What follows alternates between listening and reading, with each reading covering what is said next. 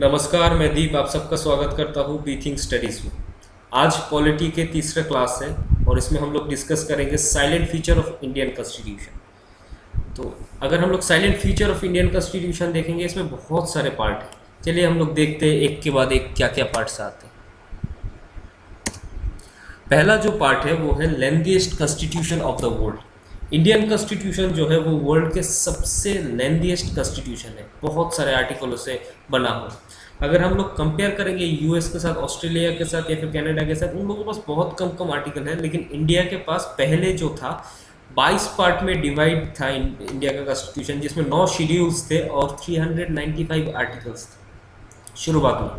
लेकिन अब जो है बहुत सारे अमेंडमेंट हुआ है, अमेंडमेंट के बाद 26 पार्ट हो गया, 12 शेड्यूल हो गया और 460 आर्टिकल है, जो बाकी सारे वेस्टर्न कंट्रीज़ के तुलना में बहुत ज़्यादा है। अगर हम लोग कंपेयर करेंगे तो हम लोग देखेंगे यूएस का जो कॉन्स्टिट्यूशन है उसमें सिर्फ 7 आर्टिकल है।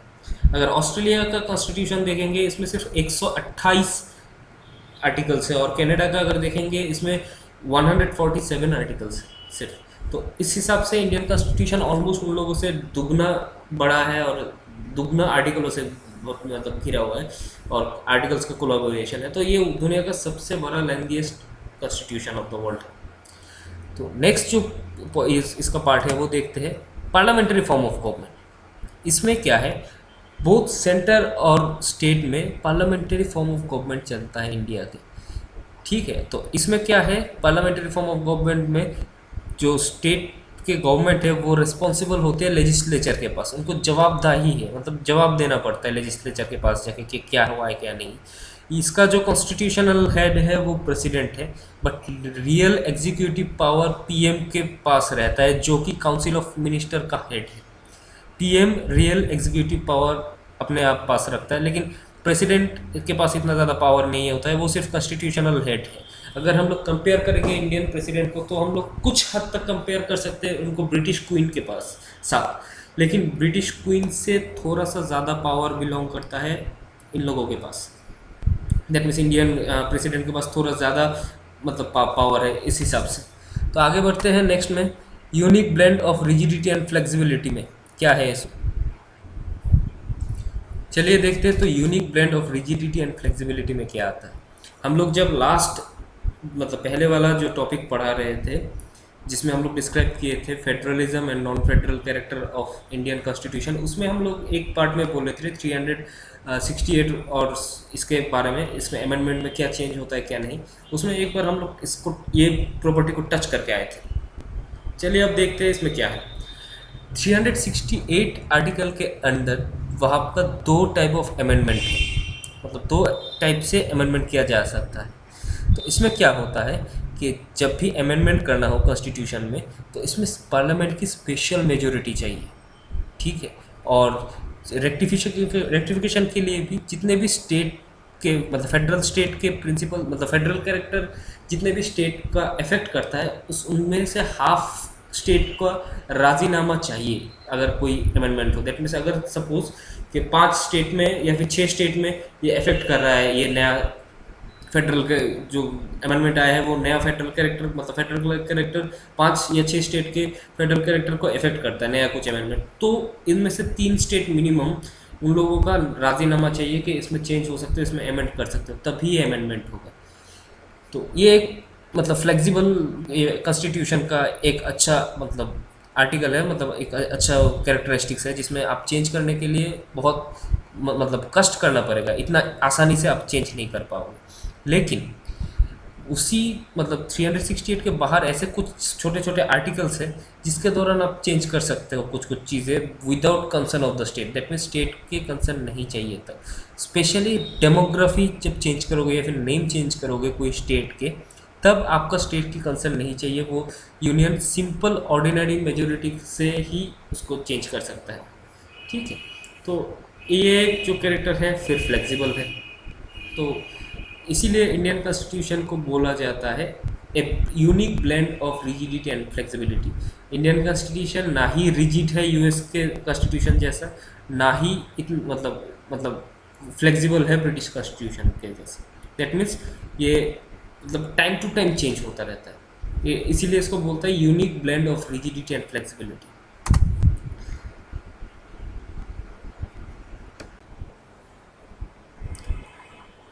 तो यही था unique blend of rigidity and flexibility.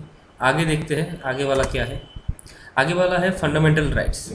आप लोग जानते हो फंडामेंटल राइट्स जो है वो कॉन्स्टिट्यूशन के थर्ड पार्ट में मेंशन किया गया हुआ है, और जो डेमोक्रेटिक स्टेट के लिए बहुत ही इम्पोर्टेंट मतलब फीचर्स है।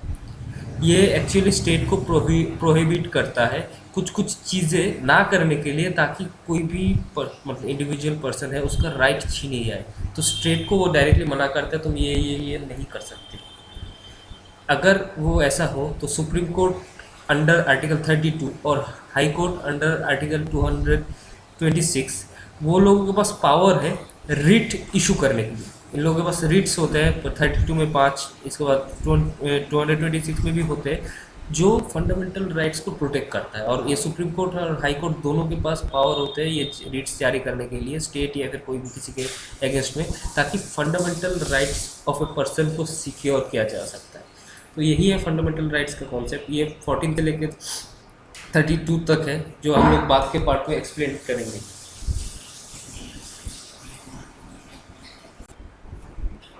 अगला जो पार्ट है वो है DPSP, directive principle of state policy. DPSP जो है वो कॉन्स्टिट्यूशन के पार्ट 4 में है, जिसका एम था स्टेट को गुड गवर्नेंस मेंटेन करने की। दैट मीन स्टेट को डायरेक्ट करता है कि तुम अच्छे से गवर्नेंस करो कंट्री के बिहाफ में।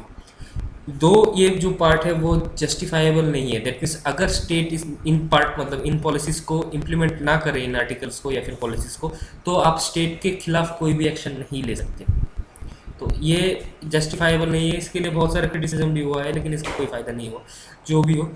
और एक बात, अब ये मतलब इसका नेचर ऐसा है कि आप स्टेट को मतलब जस्टिफाई नहीं कर पाओगे। दैट मीन्स कोर्ट में ले जा नहीं पाओगे स्टेट को कि तुम ऐसा क्यों नहीं किए। But state authorities during election अपने इलेक्टोरेट को जवाब देने में बाउंड है। दैट मीन्स उन लोगों को जवाब देना पड़ेगा why you have not done this thing. ठीक है, तो ये directive principle of the state policy ये बहुत इंपॉर्टेंट है स्टेट के डेवलपमेंट के लिए और कंट्री के डेवलपमेंट के लिए, बिकॉज डेवलपमेंट वाला जो पोर्शन है पूरा के पूरा हाईलाइट किया गया है यहाँ पे। और ये पॉजिटिव इम्पैक्ट है जहाँ पे मतलब कॉन्स्टिट्यूशन डायरेक्ट कर रहा है एक स्टेट को कि तुम ऐसे ऐसे ऐसे ऐसे काम करो। ठीक है, ये फंडामेंटल राइट्स जैसा निगेटिव इम्पैक्ट नहीं है। ओके, तो ये था directive principle of the state policy. यहाँ पे पीपीटी में प्रिंसिपल का स्पेलिंग गलत है, आप लोग माइंड मत करें। आगे बढ़ते हैं नेक्स्ट टॉपिक में। A federation with strong centralize tendency. That means हम लोग उस दिन पढ़े थे कि हम लोग का जो इंडिया का फेडरेशन है वो एक्चुअली सेंट्रलाइज्ड है, मतलब सेंटर को बहुत प्रायोरिटी मिला है।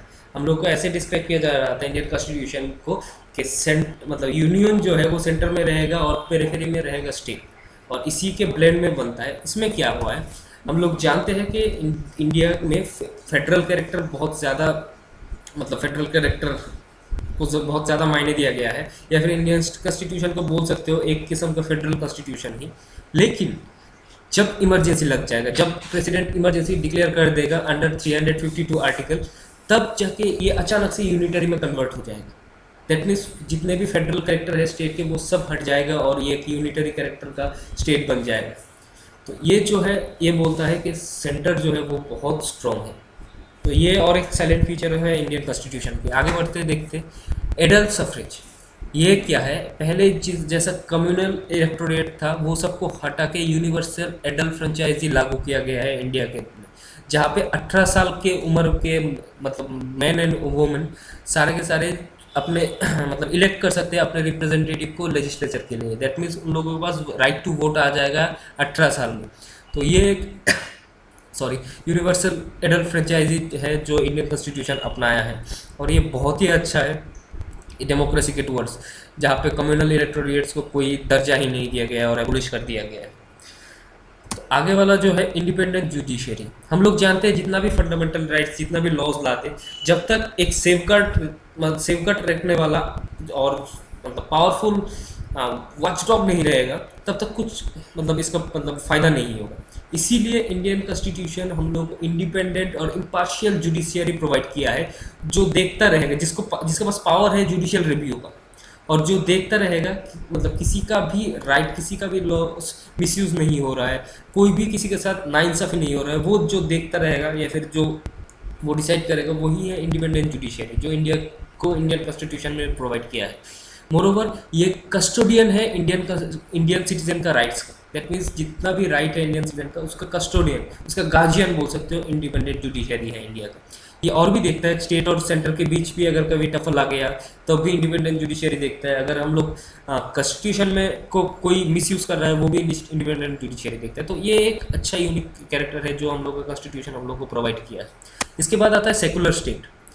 सेकुलरिज्म क्या है? सेकुलरिज्म ऐसा है कि स्टेट आपको अपना कोई रिलीजियन को नहीं मानता है। देखो स्टेट ऐसा नहीं बोलेगा मेरा ये रिलीजियन है, स्टेट रिलीजियन, या फिर स्टेट ये नहीं बोलेगा ये रिलीजियन हो नहीं सकता है। तो इंडिया जो सेकुलरिज्म है वो सर्वधर्म संपन्न जो ये हम कॉन्सेप्ट है उसमें आधारित है। जो इंडियन प्रियम्बल है वो डिक्लेयर किया है कि इंडियन सिटीजन उन लोगों के पास लिबर्टी है बिलीफ का, फेथ का, वर्शिप का। मतलब वो अपना बिलीफ मान सकता है, पूजा पाठ कर सकता है, अपना फेथ रख सकता है, और कोई भी किसी को मतलब कोई भी रिलीजन को एक्स्ट्रा प्रायोरिटी नहीं मिलेगा, कोई भी रिलीजन किसी ऊपर दूसरे के ऊपर इम्पोज नहीं कर पाए। तो ये इंडियन कॉन्स्टिट्यूशन के प्रियम्बल सेफ गार्ड करता है। मेन जो आर्टिकल है जो सेकुलर स्टेट को हाईलाइट करता है वो है 25 से लेकर 28 तक। ये फंडामेंटल राइट्स का एक पार्ट है जो हम लोग आगे डिस्कस करेंगे।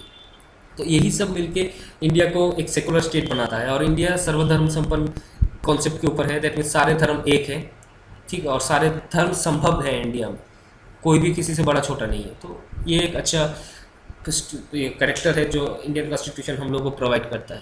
आगे जो है सिंगल सिटीजनशिप।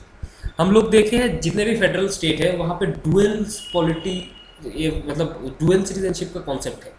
लेकिन इंडियन कॉन्स्टिट्यूशन दो फेडरल कैरेक्टर बिलोंग करता है और डुअल पॉलिटी बिलोंग करता है, दैट मीन सेंटर और स्टेट, बट ये सिंगल सिटीजनशिप देता है होल इंडिया के लिए।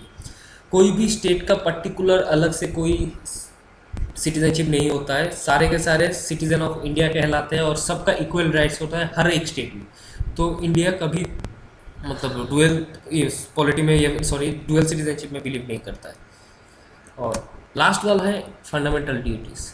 एक्चुअली ये फंडामेंटल ड्यूटीज़ बहुत बाद में आया। कॉन्स्टिट्यूशन एक्ट 1976 के दौरान जो 42nd अमेंडमेंट आया था उसमें पहली बार इंट्रोड्यूस किया गया है फंडामेंटल ड्यूटीज़, जहाँ पे 10 मतलब कोड बोला गया है, 10 ड्यूटीज़ का कोड, और जो और एक्स्ट्रा कोड लगाया गया है 2002 में फंडामेंटल एक्ट के दौरान, अमेंडमेंट के दौरान, कॉन्स्टिट्यूशनल एक्ट 2002 के दौरान और एक एक्स्ट्रा लगाया गया है।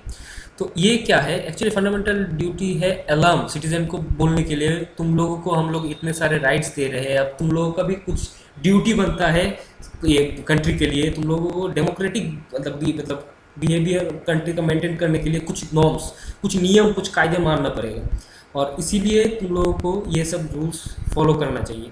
दो ये आपका एनफोर्सिएबल नहीं है जुडिशियली, दैट मीन्स आप कोई किसी को इम्पोज नहीं मतलब कर नहीं पाओगे कि तुम ये क्यों नहीं मान रहे हो, फिर भी ये ड्यूटी बनता है हम लोगों का कि ये 11 जो लॉज है उन लोगों को माने, 11 जो नॉर्म्स है उन लोगों को माने। यहाँ पे प्रिंटिंग मिस्टेक मैं बहुत ज़्यादा किया हूँ, कंडक्ट में किया हूँ, डेमोक्रेटिक में किया हुआ हूँ, that means typographical error alarm में किया हूँ। तो इन सब एरर्स के लिए माफ़ी, और मेरा अगर वॉइस ट्रिमिट करे या फिर मेरा हिंदी थोड़ा ख़राब है तो इसके लिए पहले ही माफ़ी मांगता हूँ। तो यही जो कैरेक्टर्स था, इन सारे कैरेक्टर्स को मिलके इंडिया के कॉन्स्टिट्यूशन का साइलेंट फीचर्स बनता है, और इंडिया के कॉन्स्टिट्यूशन का जो इनिशियल पार्ट है तो यही है। तो आज की क्लास में मैं इतना ही बोलूँगा। Thank you very much. अगर आपको ये मतलब पसंद आया तो ज़रूर लाइक, शेयर और सब्सक्राइब कीजिए, और हम लोग को फॉलो कर सकते हो www.facebook.com/bethinkstudies। Please please please follow कीजिए, और जिनको ज़रूरत है उनको शेयर कीजिए। Thank you very much.